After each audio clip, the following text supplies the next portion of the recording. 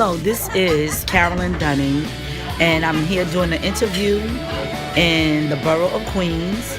I'm from Brooklyn, and I'm come to Queens to do this special interview for a 5-minute interview with Janelle Aline, based on her history and her background with her last name Aline, that her name comes from the time of Muhammad, the Prophet Muhammad, and during that time. So we're going to go into the history of that order and the art, and she's going to be talking about the culture and also probably talking about some of the things that deal with the relationship of that name today in the history and how her family, name comes into the Islamic order. Okay, I hope you enjoy. Okay, thank you. Yes, Janelle, I would like to ask another question about the location that we decided to have this interview, because you have picked this location because you indicated that there was a lot of interaction with other Asian groups and different things on that part. Can you please tell a little bit about that, how you brought this together with this location, especially for this here interview? I would like to know that as well. And also too, can you give me a little brief about the language that both now spoke about. Your nationality of your name come from Islam, right? And also Islam, I'm pretty sure that the language was spoken in Egypt. So I would like to know a little bit about that too, if you can briefly tell me about that as well, okay, in this interview. Thank you. Hi. Okay, so right now we're in Regal Park, Queens.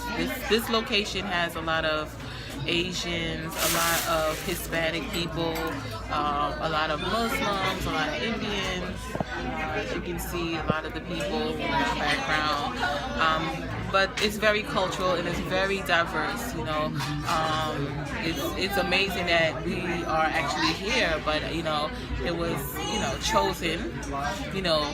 Meaning that this location that was chosen, it fits the whole topic.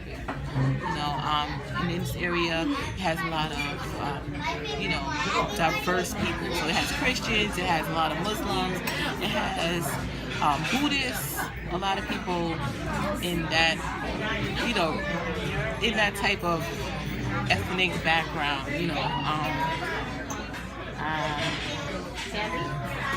the Muslim religion dominates a lot of this area. In Egypt, a lot of the people are Muslim. So that's kind of something that kind of tied in Muhammad Ali also. That drew an attraction. He wasn't a native, of Egypt, but he was from Albania, but he was Muslim, and his whole idea was to build this new society, this new civilization, for the new European Egypt, and so he was successful. He was known to be a very, organized person, someone that, proceeded well in a lot of things that he's done, So, but his leadership, it was a good leadership for Egypt, because the end result is that, a lot of the pyramids and the Phoenix, they got preserved as well, and rehabilitated as well. Even though Napoleon tried to destroy it, the Arabic language, the last name, Ali, is tied in with the Arabics. And the Arabics, a long time ago, they were very, very, even into the days of King Solomon, they were very, even Queen Sheba, she's coming from Sheba that married Solomon. She is from that time, she married him, but she was from Egypt, Queen Sheba. So, the Arabic language is very powerful and did you indicate that Queen Sheba was from Egypt? Yes. Okay. You talking about Queen Sheba, who was married to whom? Oh, she was married to King Solomon. Oh, to married to King Solomon. Yes. Oh, you talking about Sheba that went to Persia? Yes, Queen Sheba. I believe she was from Persia, was she not? I believe she was from Persia. Also, in my research for Muhammad Ali, he knew that cotton was one of the main resources, commodities for Egypt. So, Egypt had their own, they had quality cotton. And so that was just something that was a surplus. It was a surplus for Egypt. That is something that when they did trades and they did different types of financial trading with other countries. That was one of the main things that Muhammad Ali focused on. He knew that Egypt was wealthy in that area and with the art. So,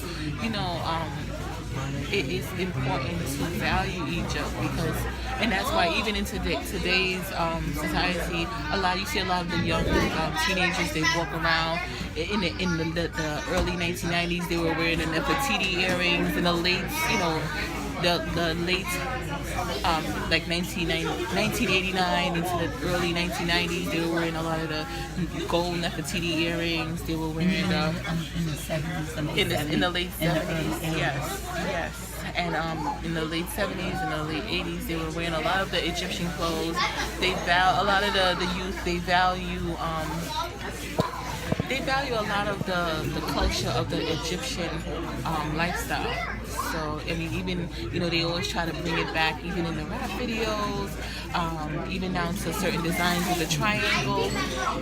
Even Jay-Z, he tries to kind of mimic that as well. I hope I don't get in trouble saying that, but he does when he tries to make not tries, but when he makes the diamond symbol, representing his religion, so he's very in tune of where he stands at, of knowing who he is, so they know that the triangle brings a lot of wealth. If you look on our dollar bill, you'll see the triangle on the dollar bill. So that's going all the way back from Egypt, showing you that Egypt was very wealthy and very prosperous. So my last name, Ali, goes all the way back into that time of Egypt. I just want to say that, the last name Ali, it got its legacy. The reason why it's so strong is because not only that it comes from the Muslim origin, but also the legacy that Muhammad Ali from Albania, that he left back. His whole order of just how to plan out, I would say, the whole system, the whole blueprint of how he wanted Egypt to run. It was successful. He was successful in many wars, and he left his legacy. And that's why the last name Ali is just so strong, also because of him bringing that, I would say, blessing, or that he was a positive influence in Egypt, and it went viral. His last name, it did a lot. So a lot for the Muslims, a lot for showing that the last name Ali had order in it. It had also structure. It had a lot of wealth in it, because he was doing he was trying to build colonies, within Egypt, so Egypt could be strong. The only thing is that he did well.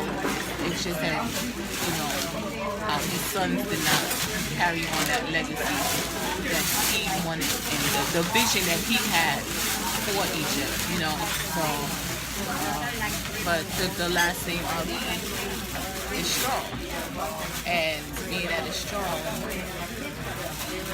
it came from, it had to have come from somewhere. And it came from that legacy of not just the Prophet Muhammad, but from Muhammad Ali from Albania, who set that structure and kept that vision for Egypt to keep going and to keep the commodity of that country to keep going with the cotton and the artwork of the pyramids and the phoenix, all those things.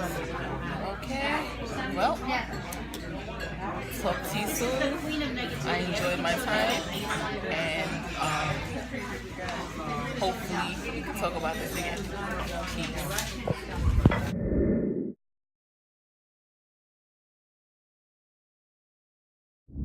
Now I'm showing you a picture of the plate. The plate in itself is art. You have the circle representing the sun god, and then you have the triangle representing the pyramids in Egypt. So, you know, everything is art to us. If you look at it, you'll see the beautification of this slice of cheesecake. You see the circle plate, which represents the sun god, you know, and you know, that's just something that reminds you of Egypt. You know, Egypt is very powerful, and yes, a lot of their arts did have a lot of what do they call it? A symmetrical, Yes. you know, angle. They had And the three-dimensional. triangles and three-dimensional, and it goes into history. So you can tell that Egypt is very, very, very. They're very spiritual people. You know, they're very, they know, they're very wise, very organized, very religious, as I said, spiritual.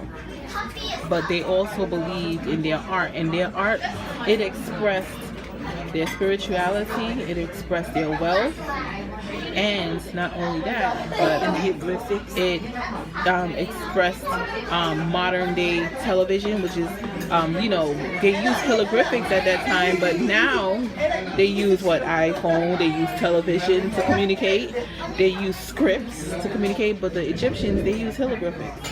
You know, so this is very, very powerful. Even the design on the plate, you see the zigzag? That could be a hieroglyphic also. We just don't know what it says, right? Okay, take care. Thank you for the interview. Bye-bye.